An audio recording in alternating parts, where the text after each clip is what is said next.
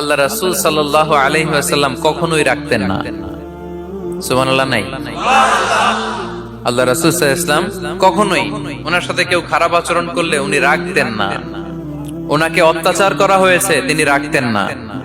জুলুম করা হয়েছে, তিনি রেগে যেতেন না।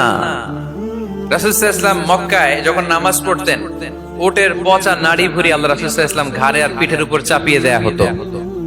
আমাদের কার কার পিঠের উপর নামাজ অবস্থায় উটের বা গরুর নাড়ি ভুঁড়ি চাপায়া দেয়া হয়েছে এলাকায়? আছে কেউ? নাই।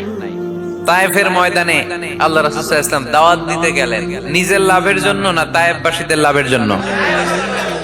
খেয়ে না খেয়ে দিন প্রচারের কাজে নিজেকে দিয়েছো বিলিয়ে, তায়েফের কাফিরেরা চিনল না সে আলো, দুষ্ট ছেলেদের পিছু দিল লেলিয়ে, পাথরের আঘাতে ক্ষত বিক্ষত হয়ে সারা শরীর থেকে রক্ত ঝরে। হে রাসূল তোমাকে ভুলি আমি কেমন করে, হাজার ব্যথা বেদনার পরে। ফিরে আসনি তুমি আপন ঘরে, দিনের আলো তুমি ছড়িয়ে দিতে, চলে গেলে মদিনায় মক্কা ছেড়ে।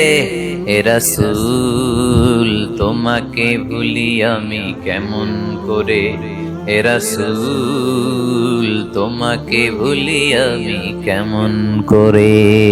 ঠিক কি না? তায়েফের ময়দানে রক্তাক্ত হলেন তিনটা জায়গায়। দেখে এসেছি আমি, এখানে আহত করা হলো, আবার উঠে দাঁড়ালেন, আবার পাথর মারা হলো। কোন গায়ে পাথর মেরেছো তোমরা?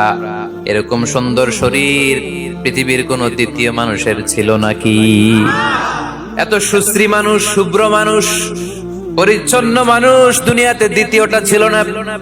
এত নুরানি চেহারার মানুষ পৃথিবীতে দ্বিতীয়টা নাই।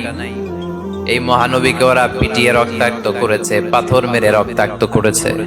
3 বার গেছি ওদের লাভের জন্য, ওরা আমারে মারলো। আহা, তারপরও রাসূল সাল্লাল্লাহু আলাইহি ওয়াসাল্লাম কি রেগে গিয়েছেন? কারণ রেগে গেলেন তো হেরে গেলেন।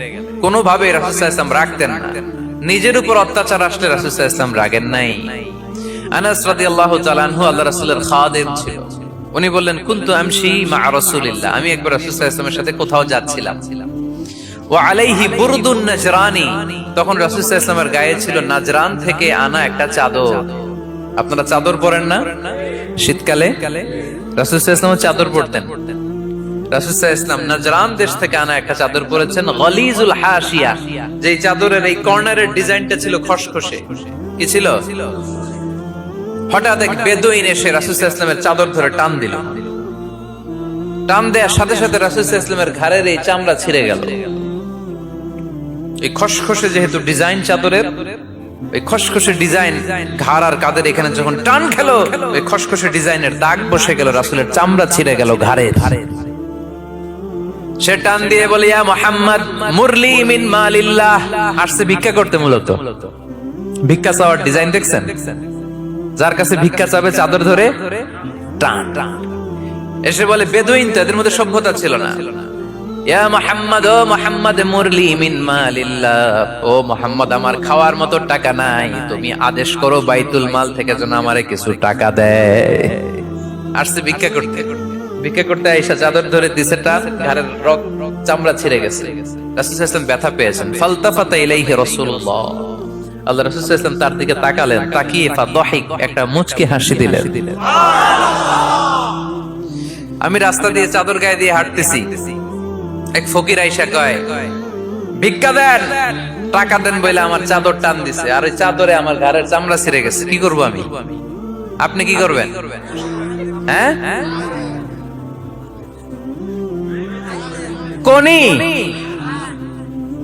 আচ্ছা, তা আমরা ঠিকই ওরে ধরে মাইর দিতাম, তাই না? আজকে ওর একদিনকে আমার একদিন ভর্তা বানায় ফেলতাম ওরে পিটায়, রাগের চোটে। ঠিক কি না? আল্লাহ রাসূল সাল্লাল্লাহু আলাইহি ওয়াসাল্লাম try to think about it, try to ponder on the story. এই মোরাল অফ দ্য স্টোরি কি? রাসূল সাল্লাল্লাহু আলাইহি ওয়াসাল্লামের প্রফেটিক স্টোরি থেকে আপনাকে ভাবতে হবে। ভিক্ষা করতে এসে চাদর ধরে টান দিয়ে ঘাড়ের চামড়া ছিঁড়ে ফেলেছে, রাসূল তাকিয়ে মুচকি হাসি দিলেন। মুচকি হাসি দিয়ে বললেন, যাও বাইতুল মাল থেকে কিছু সম্পদ ওরে দিয়ে দাও। কি নবী ছিলেন! তার মানে উনার গায়ে যত আঘাতই আসতো কখনো উনি রাখতেন, তবে মাঝে মাঝে রাখতেন যদি আল্লাহর বিধান লঙ্ঘিত হতো, তখন বিশ্বনবী রেগে যেতেন। আল্লাহর জমিনে আল্লাহর বিধান লঙ্ঘিত হলে এই লোকটা রেগে যেতেন প্রিয় নবী, তখন সহ্য করতেন না।